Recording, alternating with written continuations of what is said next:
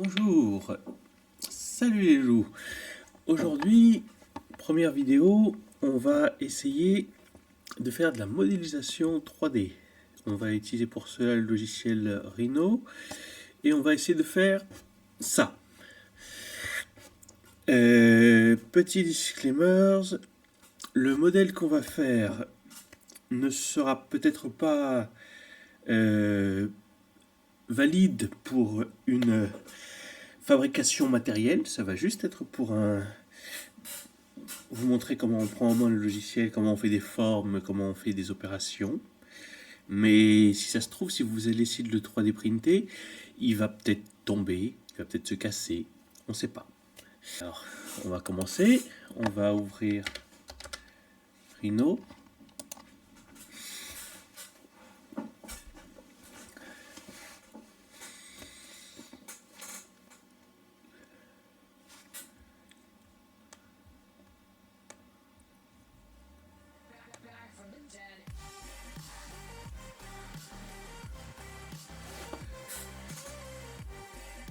Ça s'ouvre, voilà. Maintenant, il faut choisir une échelle. C'est principalement, je suppose, pour la fabrication. On va prendre un petit objet en centimètres. Ça va nous donner comme il dit, un template de modèle dans lequel les unités sont les centimètres et la tolérance va être de 1 centième de centimètre.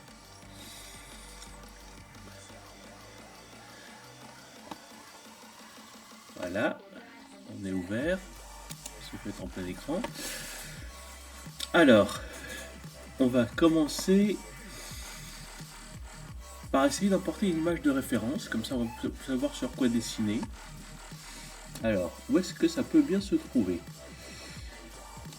Alors, il y a plusieurs façons d'essayer de comprendre comment ça marche.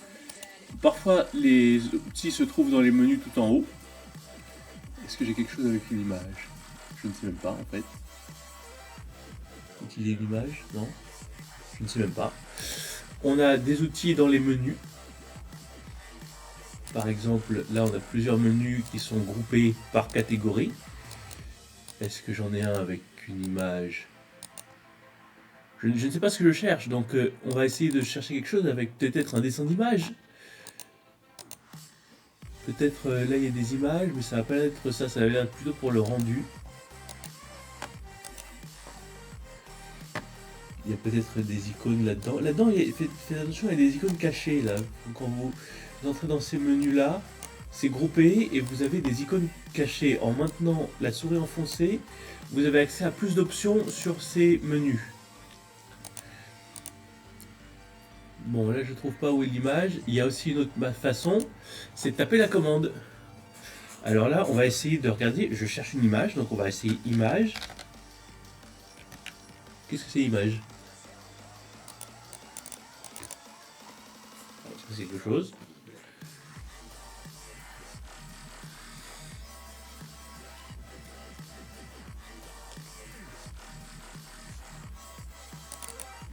Voilà. Ah, ben c'est ça. Il fallait taper la commande image dans la barre de commande. Sachant que chacune de ces fonctions, qu'elle soit dans un menu ou dans un sous-menu, il y aura toujours une commande pour le faire. Donc vous pouvez toujours taper la commande, à condition de connaître la commande ou d'avoir une idée approximative de comment se fait la commande. Alors on va aller dans notre nom, on va ouvrir cette image là. Qu'est-ce que ça va être? Alors, attendez, je vais m'accrocher à la grille, comme ça vous voyez que le curseur s'accroche à la grille, comme ça on va pouvoir avoir des unités. Et là, pourquoi on a ce truc? Qu'est-ce qui se passe? C'est nous, notre image, il n'y a pas d'image, il y a juste un point sur la grille. Quand vous regardez dans la barre, vous voyez premier sommet de l'image. Donc on va placer le premier sommet de l'image, on va juste cliquer, pas de drag, juste clic. Et là, hop, vous avez remarqué qu'on peut afficher l'image. Alors qu'est-ce qui se passe là? Je vais tout de suite vous le dire. Rhino sait dans quelle fenêtre vous êtes. Donc là, si je suis dans la fenêtre top, ça va avoir une projection verticale par-dessus. Et si je suis dans la fenêtre front, je vais avoir la projection par devant. Et si j'ai la fenêtre right, par exemple, j'ai la projection par le côté. Alors on va se mettre là, voilà, hop. Et là, on a une image de référence. Alors, pourquoi dans top et dans front, il n'y a rien? C'est parce que c'est une ligne. Les lignes, ça ne se voit pas, parce que ça a une épaisseur de 0. Et d'ailleurs, vous allez le savoir, quand vous allez créer des formes avec des courbes, vous allez remarquer que les courbes ne se voient pas, parce que les courbes ont une épaisseur de 0. Il faut les matérialiser en créant des surfaces et des volumes. Alors, on va essayer de zoomer, ce qui va me permettre d'apprendre un petit peu comment on va se débrouiller sur la navigation. Alors, c'est pas milieu de souris, c'est... Ah, j'ai essayé de faire clic droit et de draguer. Et apparemment, ça marche. Et la molette permettrait de zoomer. Alors, d'où est-ce que je sors ces commandes? Comment je sais que c'est ça? Eh bien, je peux vous faire semblant et dire que je ne le sais pas. Mais si je vous dis que je ne le sais pas, je vous dis que dans la plupart des logiciels, pour naviguer, soit c'est Shift, soit c'est Contrôle, soit c'est Alt, plus l'un des 3 boutons de la souris, gauche, droite ou milieu, ou molette. En général, c'est l'un de ceux-là. Et là, c'est pareil, si je fais clic droit, je sais que je peux tourner ma vue. Par contre, je ne peux pas tourner ma vue dans les vues orthographiques, parce que le clic droit, ça sert à se bouger dans les vues orthographiques. Et en général, la vue perspective, on va plutôt l'utiliser. Alors, la question c'est comment on va pouvoir se déplacer en vue orthographique. CTRL clic droit, ça fait zoom. Shift clic droit nous permet de nous translater la vue dans la vue orthographique. Comme ça, on peut se déplacer. Et donc je disais, la vue orthographique, ce qu'il y a, c'est que on va pas tellement l'utiliser pour construire, on va plutôt l'utiliser pour se repérer et avoir une vue 3D de notre modèle. Parce que c'est important. Ce qui se passe souvent dans les gens qui commencent à 3D, ils dessinent quelque chose sur un plan et ils se rendent compte que leur objet n'est pas bon sur le 3e axe. Bon, on va commencer. Alors, on va commencer à essayer de détourer la souris. On va la tracer avec des courbes. Les courbes, elles sont ici. Et là, on a plusieurs modèles de courbes. Alors, je vais vous avouer, en fait, c'est la même courbe. C'est ce modèle-là de courbe avec des points de contrôle. Et il se trouve que les autres boutons ne servent qu'à construire des courbes qui seront finalement des courbes à partir de points de contrôle. Et je vais vous montrer comment ça marche, parce que c'est pas toujours évident. Alors on va faire une courbe, j'aime bien la courbe interpeller les points, alors on va commencer. Et là c'est pareil, on a le curseur qui est magnétisé sur la grille, parce que c'est ce que j'ai voulu faire. On va essayer de dessiner. Alors on va cliquer, on ne drague pas, on clique. Et là j'ai une ligne droite. Alors je vais essayer de faire un point ici. Et là qu'est-ce qui se passe quand je fais ça? On voit une courbe qui se forme. Et pour la coupure, quelqu'un a sonné à la porte, mon chien a envoyé. Voilà. Je reprends les courbes. Donc on va faire une courbe. J'aime bien celle-là. On clique, on ne drague pas, on fait par clic interposé. Et on essaie de poser les points à des endroits stratégiques. On va essayer de poser par exemple ici, comme ça on sait qu'il y a une courbe, comme ça. Et en fait ce qui se passe c'est que vous voyez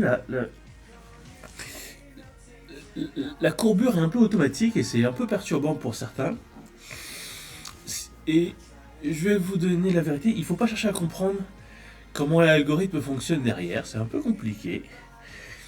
Mais vous allez comprendre que vous pouvez manipuler votre courbe avec ces points afin de l'ajuster. C'est là qu'il faut savoir où est-ce qu'il faut mettre les points, où est-ce qu'il ne faut pas mettre les points. Et de toute façon, c'est de l'informatique, vous allez pouvoir modifier cette courbe, vous allez pouvoir rajouter des points, supprimer des points, comme vous voulez. Là, on va faire ça. Et là, vous voyez, ce qui est un peu difficile, Je vais pas vous expliquer comment parce que c'est trop compliqué. Mais quand vous ajoutez un point, c'est toute la courbe qui se déforme de façon à garder une forme courbe, une forme lisse. Donc on va faire ça. Est-ce qu'on traverse la tête? On va essayer de traverser la tête. Hop là. Et là on a un souci. On veut faire un truc pointu. Alors, on peut pas faire ça avec une courbe. Donc on va appuyer sur Entrée pour valider la courbe. On va faire une deuxième courbe qui va être collée. C'est comme ça qu'on fait les bouts pointus. Et pareil, quand vous allez faire des... Par exemple là, on peut faire des polylines, c'est-à-dire des lignes brisées. Et vous allez voir qu'en fait, c'est une série de lignes droites qui sont collées les unes à les autres. Il y a un bouton pour coller, il est là. Et il y a un bouton pour exploser les objets collés qui est ici. Donc on va refaire une courbe à partir de là. Hop. Hop. Attends, on va essayer de faire plus de courbes histoire de... Est-ce que je fais une courbe là? Voilà, là le souci avec ce genre de courbe, c'est que les courbes finales elles vont avoir cette forme et vous allez voir que les points d'ancrage ne sont pas sur la courbe. Donc c'est un peu perturbant. Heureusement, il y a une fonction ici pour que les points d'ancrage se trouvent sur la courbe. Et c'est celle que je préfère. Voilà, là on a une bonne forme de souris. Alors, on va essayer de faire quelque chose, on va mettre ça sur un calque. Les calques, ils sont ici. Vous allez cliquer sur cette pour avoir un calque. Et ensuite...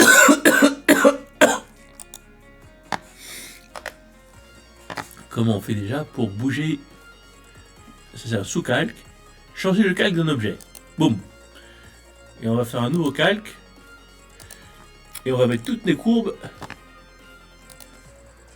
Voilà, vous voyez les courbes. C'est comme je dis, les points de contrôle ont cette forme-là. Et celle-là, on va les bouger sur le calque 2. C'est ce bouton-là? C'est ce bouton-là. Et là, vous allez remarquer que quand je clique sur la petite ampoule, on peut masquer des objets. C'est comme les calques de Photoshop. Et là, vous allez voir, on a une forme comme ça. On aimerait bien la remplir.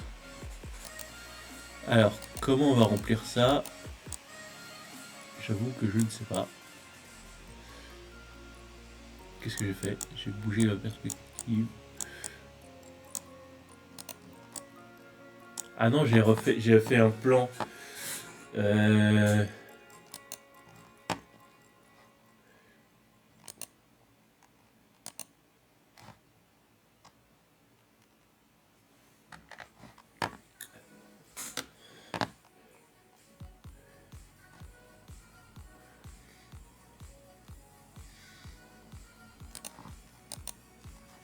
Voilà. Comme ça, on peut définir des plans de construction. Alors, je vous explique ce que c'est qu'un plan de construction. Dans la vue perspective, vous avez cette grille. Cette grille, elle est plate. Pourquoi elle est plate? Parce que c'est là-dessus qu'on va dessiner. On peut dessiner que sur des trucs plats, évidemment. Donc, avec ces outils qui sont dans Plan C, pour plan de construction, vous allez pouvoir redéfinir la position de cette grille pour placer correctement vos courbes. Là par exemple, j'ai redéfini ma grille de telle sorte, on va bouger l'origine, là, de telle sorte à ce que quand je dessine sur cette grille. Alors maintenant, ce truc là, comment on va faire un modèle 3D avec? Là où c'est plus compliqué, c'est que c'est là que ça commence. Il faut quand même avoir un minimum d'imagination et se dire cette forme là, comment j'en fais une forme en 3D. Alors on va essayer de faire quelque chose. Mon plan à la base, c'était de faire des cercles. Alors, est-ce que cercle, on peut faire un cercle que sur un plan. Bon, pourquoi pas, on va faire un cercle, non pas rayon, diamètre. On va faire un cercle. Alors on peut s'accrocher sur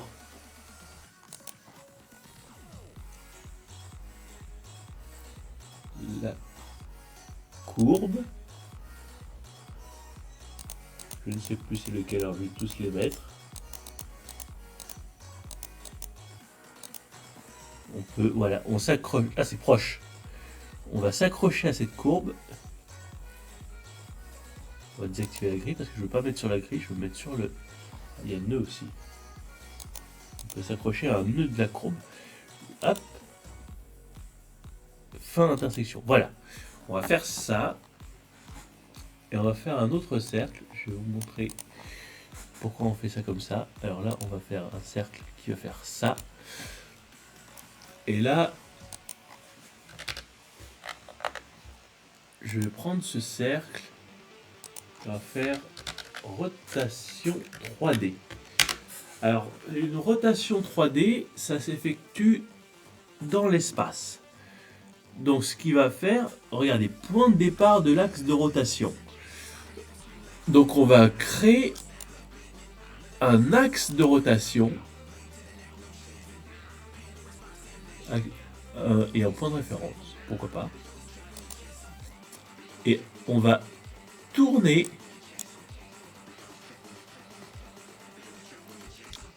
alors je vais désactiver les accrochages.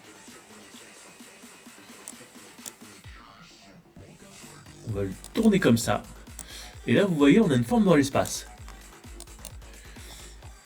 Ce que j'aimerais bien faire, alors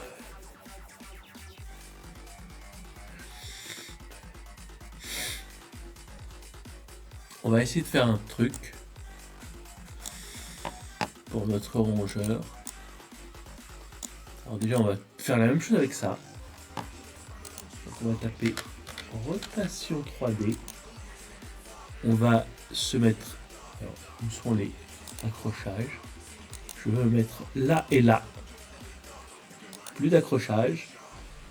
Je mets un point de référence arbitraire. Et on tourne. Hop.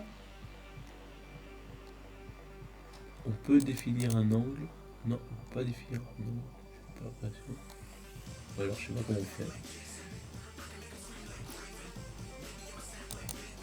Hop là. Et là on a une forme comme ça. On a un maillage en fil de fer. Et on va essayer d'utiliser ces courbes pour créer une forme. Alors, est-ce que c'est possible? Vous savez quoi? On va d'abord commencer par faire une forme très simple. Donc on va mettre des lignes. Je veux les accrochages. Alors là, faites attention. On a la projection. C'est-à-dire que si on fait ça, au lieu de se mettre sur le cercle, il va nous projeter sur la grille. Ça peut être utile, mais on ne le veut pas. Donc on va faire ça. Les centres des cercles, on n'en veut pas. Ça peut être utile, le centre d'un cercle, c'est toujours utile. Là, on va faire ça. On va faire ça. Et là, on se rend compte qu'on a fait une connerie. Et c'est là que c'est très important. Parce que notre droite, elle ne fait pas ce qu'on veut. On va la refaire.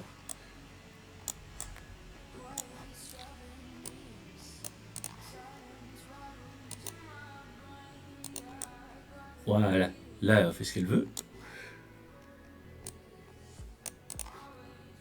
On va faire la même chose ici.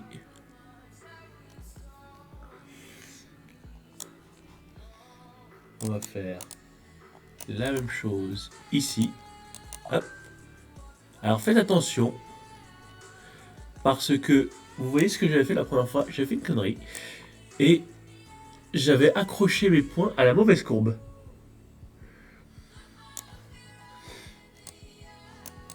Donc on va refaire la même chose ici, ici, hop.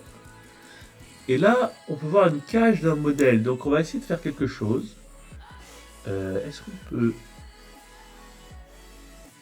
Je ne sais pas si on peut masquer les points des courbes. On peut... Ah oui, il y a un bouton pour le faire, mais je sais plus. C'est pas grave.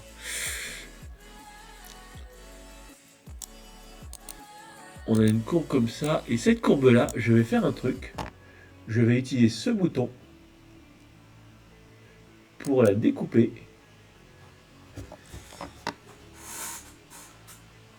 Alors, quel est l'objet? Lisez toujours le texte qu'il y a au-dessus, là. Sélectionnez l'objet à limiter. Utilisez Maj pour prolonger l'objet. Appuyez sur Entrée pour annuler la sélection et recommencer. Donc je vais limiter cet objet. Oups. Je recommence, je limite cet objet.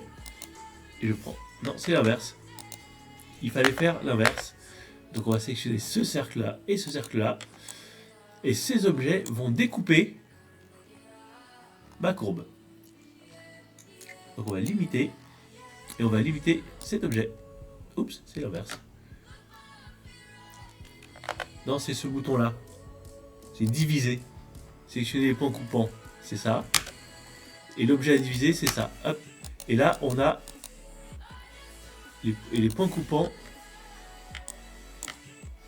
C'est ça et ça. Hop. Et là, on a une courbe ici qui est coupée en plusieurs. Vous utilisez ces boutons-là. En fait, limiter, ça va couper votre objet et effacer un bout de l'objet. Ce qui est très pratique si vous voulez, par exemple, couper une courbe parce que vous pensez qu'elle est trop longue et que vous avez une référence, un objet qu'il faut couper. Par exemple, vous avez une courbe qui coupe une autre courbe avec une intersection et vous voulez effacer le bout qui dépasse. Là, c'est pas ce qu'on veut faire, on veut diviser. On ne veut pas limiter, on veut diviser. Donc on utilise le bouton diviser. Et là, je vais vous faire de la magie. On va prendre toutes nos courbes. Si ça marche.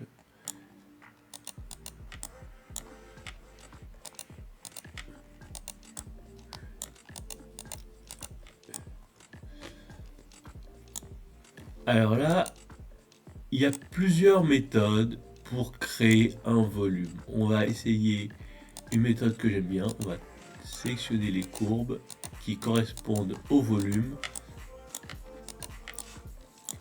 Et on va utiliser un bouton qui n'est pas là, qui est là, et qui s'appelle surface à partir d'un réseau de courbes. Et là, vous voyez, il va nous générer un volume, enfin une surface. Je veux être comme ça, là, ce sont les options. Alors, par exemple, si je dis lâche, ah, là, c'est un peu mieux. Il met moins de... Ah oui, parce que lâche, il va être plus lâche, donc il va mettre moins de points de contrôle, alors que position va être quelque chose de très précis. Donc il va être au poil de cul, si on met position. Et lâche, il va essayer de faire une forme adoucie. Courbe interne, bordure, tolérance, on accepte. Et là, on a un début de forme. Et si je fais rendu, ah bon, il fait le rendu des courbes aussi. Mais vous pouvez voir que là, on voit quelque chose. On a un objet. On n'a pas encore d'objet d'ailleurs, on a juste une surface. Pour avoir un objet, il faut du volume. Et dans Rhino, un volume, c'est quoi? C'est une surface qui est fermée. Je vais vous montrer ça. C'était quoi le technique? Non. ombré, voilà. Je vais vous montrer, il y a un outil d'analyse, voilà, c'est ça que je veux, surface. Continuité des bords, voilà, c'est ça.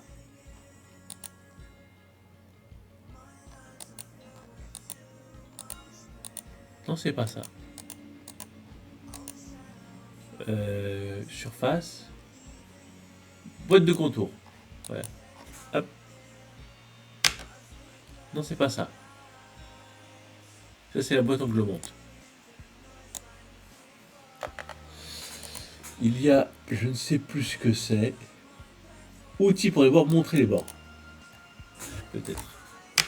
Voilà, c'est ça que je veux. Les bords libres. Les bords non manifold. C'est un peu, je vous expliquerai c'est plus tard quand je me serai un petit peu plus documenté dessus, parce que je sais ce que c'est, mais c'est très compliqué à expliquer. Les bords libres.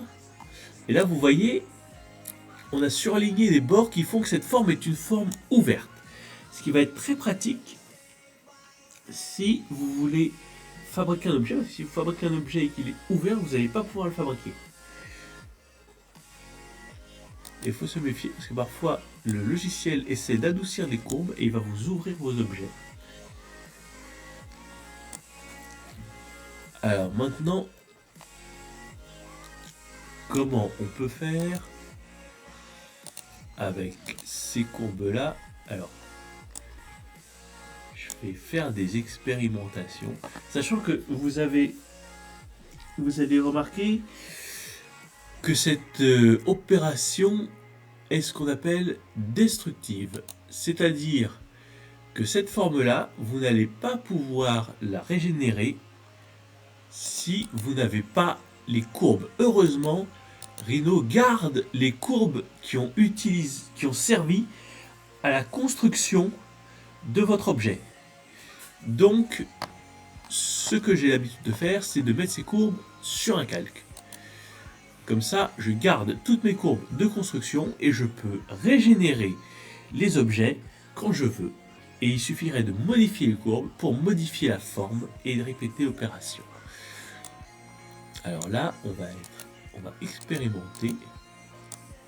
Non, j'ai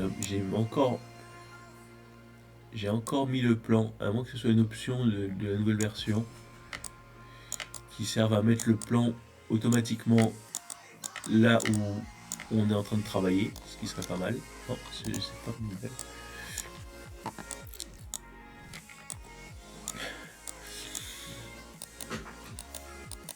Alors, on va expérimenter. Qu'est-ce qui se passe si je prends ça et que j'utilise surface à partir d'un réseau de courbes? Il calcule. Est-ce qu'il va me faire quelque chose?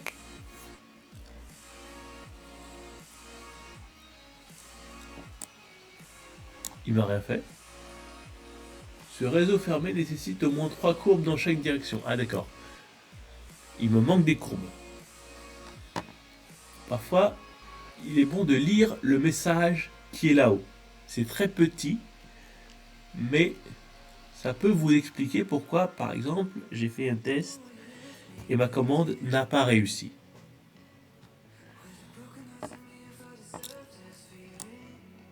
Ce qu'il me dit, c'est que là, je n'ai que 2 directions. J'ai cette direction-là, avec cette courbe-là, et cette direction avec la courbe qui est ici. Je peux aussi utiliser la surface, auquel cas, quand j'utilise la surface, ce qui est puissant, c'est qu'il va être capable de me faire quelque chose de tangent à la surface.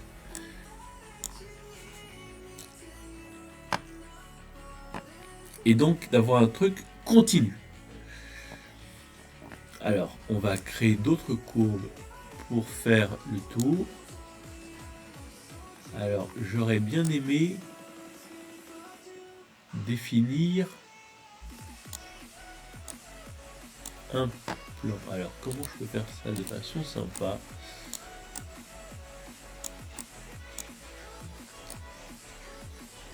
Est-ce que je peux faire une courbe qui va de là Ah là, ah oui, je peux faire un truc sympa. Je vais valider cette courbe. Et là, il y a des points. Je peux utiliser... Alors, est-ce que c'est ce menu-là? Non. Est-ce que c'est ce menu-là? Non. Il y a un menu quelque part. Et c'est pour construire. C'est quoi ça? Nuage, non. Point de départ. Fractionner une courbe. Il y a une commande. Ah, là voilà. Voici. Alors, ce menu possède quelques options sympas. Ça, c'est pour afficher ou masquer les points d'affichage de la courbe. Là, on a les points de contrôle et les points d'édition de la courbe. On peut désactiver l'affichage sur les lignes sélectionnées. C'est ce que je cherchais avant. On peut insérer ou supprimer des points de contrôle, des nœuds, des points de rebroussement. Remplement final, je ne sais pas ce que c'est. On peut éditer les points de contrôle. Oui, merci. Ah oui, le gizmo. Je ne sais pas si on a le gizmo ici. Ah, voilà, ça c'est sympa. Ce manipulateur vous permet de manipuler de façon sympa les formes. Par exemple, je vais faire un truc après, je fais le CTRL Z. Vous voyez ce tube? Avec le manipulateur, je peux le bouger selon des axes, par exemple. Je peux aussi le tourner. Et je peux le mettre à l'échelle sur un certain axe, par exemple. Et là, je peux le bouger sur le plan. On va faire CTRL Z, CTRL Z, CTRL Z. Mais voilà, ce manipulateur existe et vous pouvez l'utiliser. Alors là, j'aimerais avoir moins de points de contrôle. Donc on va effacer ce point de contrôle. C'est pas un point de contrôle.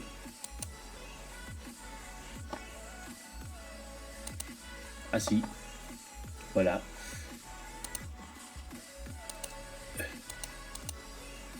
On va prendre ce point de contrôle là. Alors, est-ce que je peux avoir accès à mon manipulateur? Alors là, j'ai de la chance. Le plan de construction est dans l'axe. Donc je peux prendre ça et hop, on va... Non, j'ai fait clic droit, ça a annulé. Et là, on a quelque chose, on a une courbe dans l'espace. Alors, j'ai fait une connerie. J'aimerais bien rajouter un autre point de contrôle. Alors là, faites attention.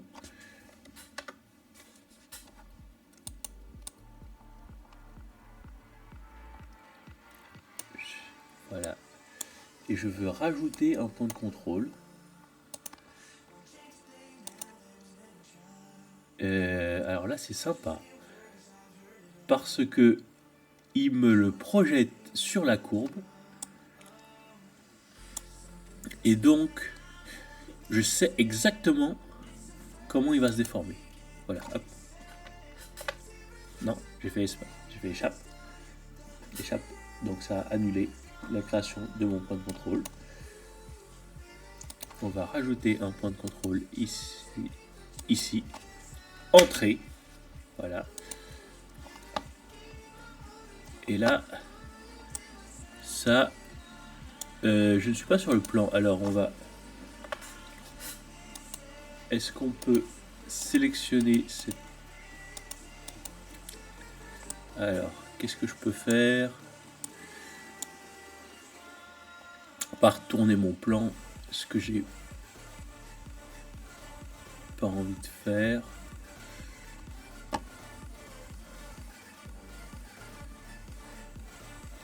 Bon, on va se débrouiller. On va bouger le... Par exemple comme ça. Hop. Là j'ai une forme comme ça. Ah. C'est terrible quand ça déborde. Voilà. Hop. Vous pouvez comme ça modifier les courbes. Et vous pouvez modifier les surfaces avec ce bouton. Et vous voyez, vous avez pareil un réseau de points de contrôle. Donc c'est faisable. Nous allons masquer les points de contrôle de cette forme. Nous allons désactiver avec clic droit. Faites attention sur les boutons. Quand vous faites clic gauche ou clic droit, ça ne fait pas la même chose. Donc, nous allons réessayer. Nous allons réessayer de faire une surface à partir d'un réseau de courbes. On va prendre cette courbe, cette courbe, cette courbe et cette courbe. Et voilà,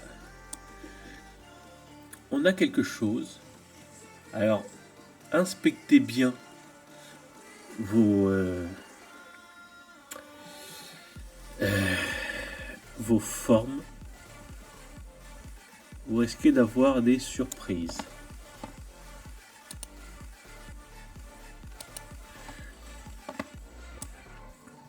Alors, on va faire quelque chose. Après, je vais vous passer l'étape. Je vais essayer de faire une forme rapide pour cette première vidéo. On va peut-être pas tout faire tout de suite. On va faire enregistrer l'historique. Et pourquoi enregistrer l'historique? Parce que à ce moment-là, d'ailleurs, je sais ce que je vais faire. Je veux me faire une autre courbe qui va faire ça.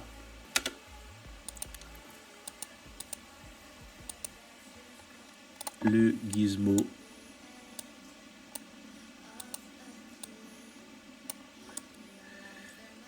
et là vous voyez, là il y a une bêtise parce que cette courbe n'est pas au point d'intersection, donc il faut la redécaler sur le plan. Voilà, faites attention avec vos courbes. Je vais vous montrer une dernière astuce et on va en finir avec cette première vidéo parce que ça commence à faire un petit moment. Et je ne veux pas vous faire des vidéos trop longues. On a activé l'historique. Non, on n'a pas activé l'historique. On va enregistrer l'historique. Et on va faire réseau de courbes. On va prendre cette courbe, cette courbe, cette courbe, cette courbe et cette courbe. Alors on va prendre le bord de la surface. Regardez bien. Vous voyez les flèches? Parce que grâce à ça,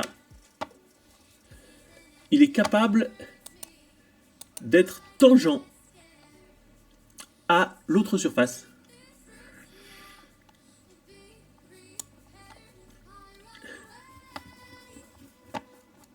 On va accepter. Et là, je vais vous montrer quelque chose de sympa.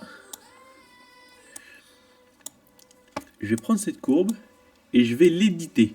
Et là, vous allez voir que, hop, la forme s'adapte parce que j'ai mis l'historique sur cette feature. Cette feature, j'ai activé l'historique, ce qui fait que quand je modifie les courbes qui ont servi à la générer, je peux modifier sa forme.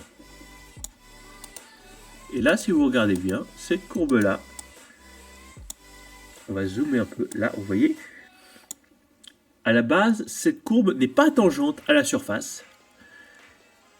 Rhino a été malin. Je lui ai dit, fais à ce que la forme générée par le réseau de courbes soit tangent à la surface. Il l'a fait. Je vais vous montrer un dernier truc avant de couper cette première vidéo. Dans Analyse, courbe, je crois que c'est diagramme de courbure ou continuité géométrique, je ne sais plus.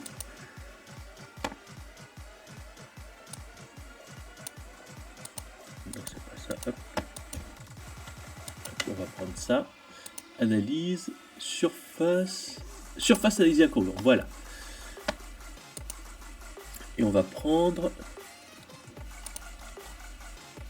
C'est pas ça.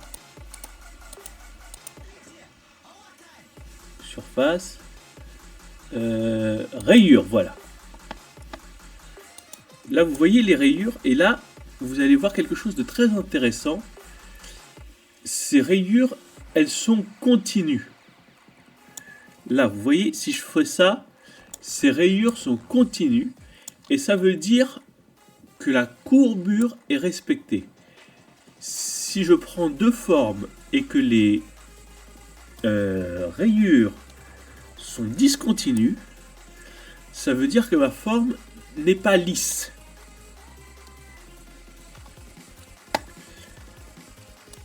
Sur ce, avec ce début de forme, je vais arrêter la vidéo.